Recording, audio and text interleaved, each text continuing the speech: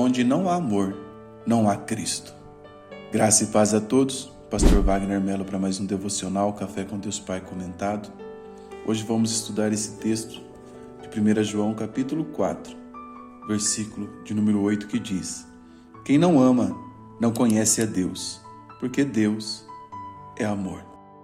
Sem dúvida, um dos maiores presentes concedidos por Deus é o dom do amor. Amar e ser amado é uma experiência extraordinária.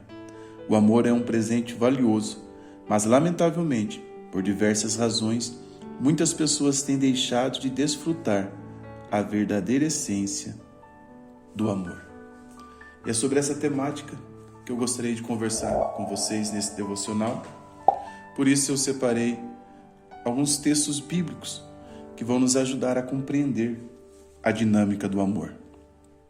Esse texto de João está nos mostrando que, uma vez que o Evangelho nos alcançou, há uma transformação, uma metamorfose dentro de cada um de nós. O primeiro fruto do rompimento da nossa relação com Deus foi um homicídio. A Bíblia diz lá no Jardim do Éden que Adão pecou, rompeu a sua relação com Deus. Futuramente, o que aconteceu? Caim matou Abel. Assim que o primeiro fruto do rompimento dessa relação foi o rompimento com a nossa relação com o nosso semelhante, a primeira evidência de que a nossa relação com Deus foi restabelecida é que nós passaremos a amar ao nosso semelhante da forma correta. Aqui o texto de Hebreus, capítulo 1 diz: permaneça o amor fraternal. Aqui a palavra é Filadélfia Menetó, que significa amar ao irmão ou amor ao próximo. Se a palavra de Deus entrou em mim, o fruto dessa palavra na prática é que eu vou amar o meu irmão. O amor da vertical se manifesta na horizontal. Vou explicar para você. O amor a Deus na vertical, para cima, ele vai se manifestar na horizontal, em direção ao meu irmão. Então, o amor, observa que ele tem a geografia da cruz. Amor só para cima é falácia. Amor só para Deus é um amor falacioso. O livro aqui de Hebreus, ele vai abordar inúmeros pontos interessantes. Mas no final é como se ele dissesse: se você não precisa ser doutor em nada do que você aprendeu, só tem que permanecer o amor fraternal. O que conta no final, irmãos, não é o quanto eu sei, o quanto você sabe. O que conta no final é o quanto nós amamos. À luz da Bíblia, é pelo amor que nós seremos julgados, pela forma que tratamos o nosso semelhante. Se somos julgados pela forma que tratamos o nosso irmão, pensa comigo, você estaria absorvido nesse juízo ou estaria sofrendo uma condenação eterna? Vou repetir bem devagar para você mastigar com os dentes do cérebro. Se somos julgados pela forma que tratamos o nosso irmão, o nosso semelhante, como estaremos no juízo de Deus? Absolvido ou condenado? Porque há muitos de nós que canta sobre o amor, que fala sobre o amor, mas não ama.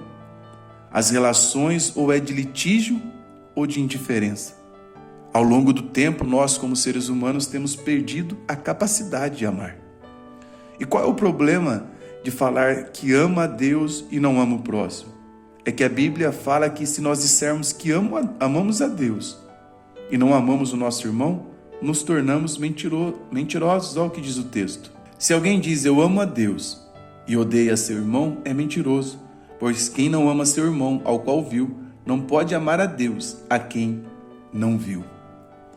Meu discurso, eu amo a Deus, odeio meu irmão, então à luz desse texto, nós somos mentirosos.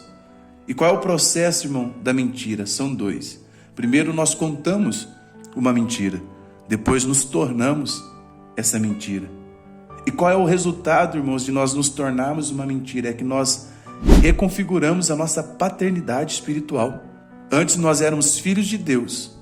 Agora, porque nos tornamos uma mentira, a Bíblia diz que quem é o pai da mentira? Satanás. Então, quando nós nos tornamos mentirosos em nossa prática, nós desconfiguramos a nossa paternidade. Deixamos de ser filho de Deus para nos tornarmos adeptos, ou até mesmo podemos dizer filhos do diabo. É mais ou menos assim o que aconteceu. Eu fui um filho de Deus, mas o amor em mim estagnou, o amor em mim não é mensurável. O amor que eu digo ter reduziu simplesmente a meu mundo, a mim somente. O discurso é amor. Está na igreja, está no ministério, mas desconfigurou a sua paternidade espiritual. A pessoa que está vivendo essa prática se torna pela Bíblia um filho do diabo, com discurso religioso. O evangelho não será manifesto na vida dela. Só que há uma outra verdade que esse texto nos ensina. Pois quem não ama a seu irmão ao qual viu, não pode amar a Deus a quem não viu. O que estamos aprendendo aqui? Se você não consegue se relacionar com um produto perceptível ao olhar, também não terá capacidade de se relacionar com aquilo que seus olhos não veem. A capacidade de viver transcendência está ligada à nossa capacidade de vivermos imanência, ou seja, a minha capacidade de desenvolver comunhão com Deus, que não vejo, está totalmente ligado à minha capacidade de viver comunhão com meu irmão, o qual eu vejo. Não há comunhão com Deus na vida daquele que optou por ódio na horizontal.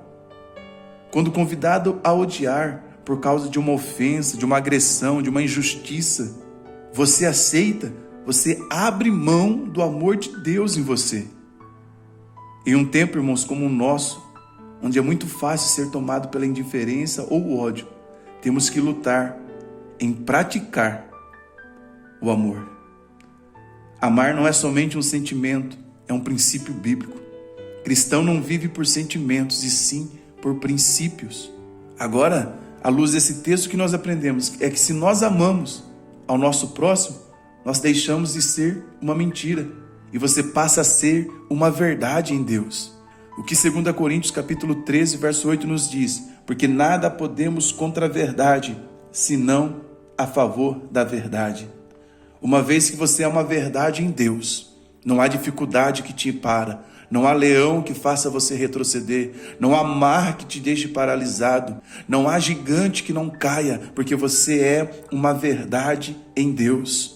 Então lute para praticar esse amor que faz você se tornar uma verdade em Deus, porque nada podemos contra a verdade, senão pela verdade, a favor da verdade. Aleluia! Só que qual é a segunda lição que podemos extrair? O amor é garantia da permanência de Deus em nós. O verso 12, ninguém jamais viu a Deus. Se nós amamos uns aos outros, Deus está em nós. E em nós é perfeito o seu amor. Aleluia! O amor ao próximo é garantia do amor de Deus em nós. Não é o quanto eu prego, o quanto eu canto, o quanto eu pulo no louvor. Não é o quanto eu me arrepio em uma reunião litúrgica. É a prática do amor que é o selo da garantia de que Deus está em nós. Deus sabia que no tempo do fim isso seria raro, difícil, mas é uma possibilidade. Tiago, falando sobre o evangelho e prática, ele diz que se alguém tem o conhecimento da verdade, mostre-o pelo seu bom procedimento. Em outras palavras, se você conhece a Deus, não fale, faça-nos vê-lo. A partir do nosso testemunho, qual é a imagem que as pessoas estão vendo acerca de Deus através de nós? Na realidade, quando temos Deus, praticamos o que Pedro fala. Se alguém fala, fale como entregando oráculos de Deus. Toda vez que você for produzir alguma coisa, produza em Deus. À medida que você está produzindo em Deus, você está lançando sementes para a vida. E tudo que nós semeamos, nós iremos colher. E nós produzimos o tempo todo. Será que a nossa produção pode ser usada como um atestado de que Deus permanece em nós? Pois foi lido já, se nós amamos uns aos outros, Deus está em nós. E em nós é perfeito o seu amor. Imagine as redes sociais cheias do amor de Deus.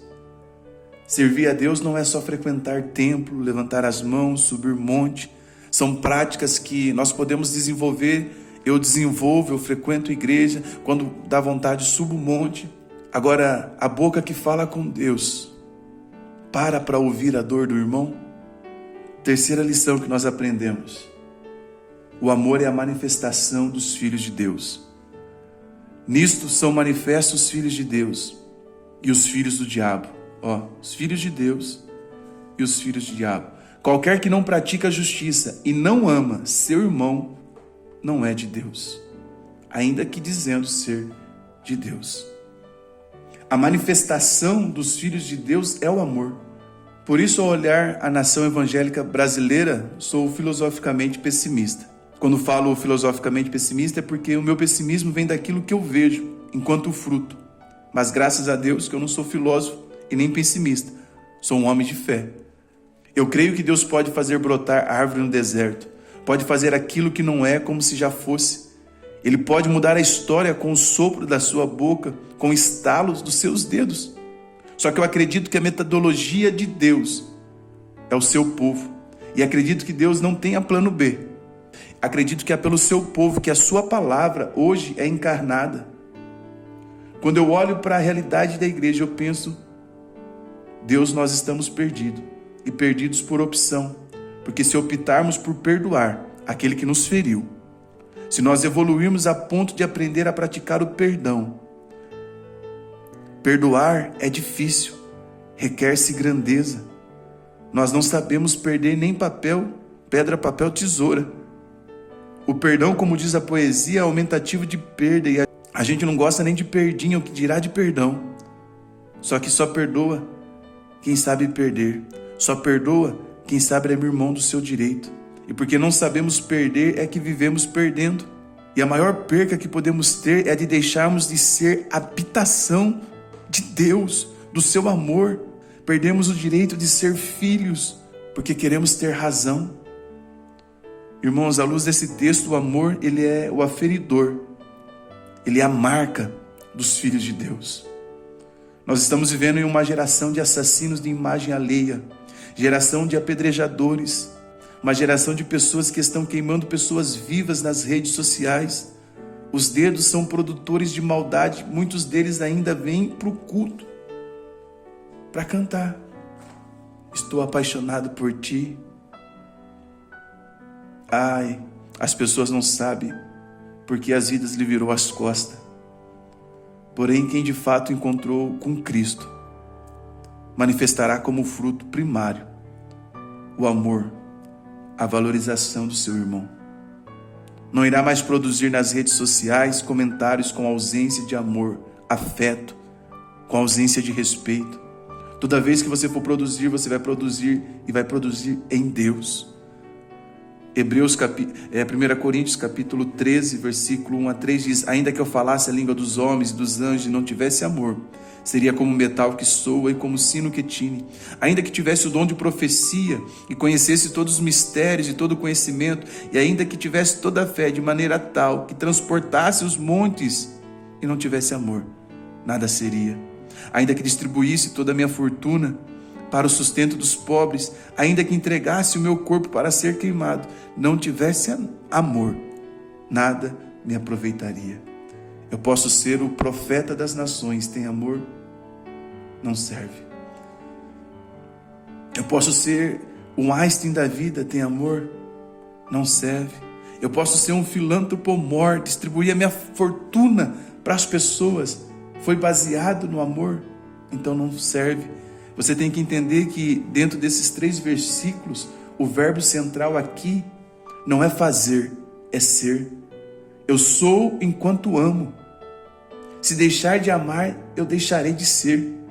1 Coríntios 13 ensina que eu posso produzir as melhores coisas da vida. Foi por amor? Não. Então você não é. É possível nós sermos um nada que produz. Nada serei, embora muito farei. E qual é o problema de produzir sem ser? É que nada que você produz vai trazer plenitude, satisfação. Você chega ao final do dia cansado e com vontade de parar. Mas quando produzimos na proporção do amor que nos habita, Essa produção fará que cheguemos no final do dia, cansados, mas felizes. Felizes porque os que esperam no Senhor renovarão as suas forças. Correrão e não se cansarão. Caminharão e não se fadigarão. O pagamento de viver uma vida em amor é a plenitude de Deus em nós. Escreva comigo nos comentários. Ame hoje, ame amanhã, ame sempre. Deus abençoe a cada um de vocês. Compartilhe esse devocional. Eu te espero nesse devocional aqui, tá bom? Esse devocional, ele é extraído do meu e-book Sermões que Tocam Vidas. Se você adquirir, você vai estar abençoando o canal. Forte abraço.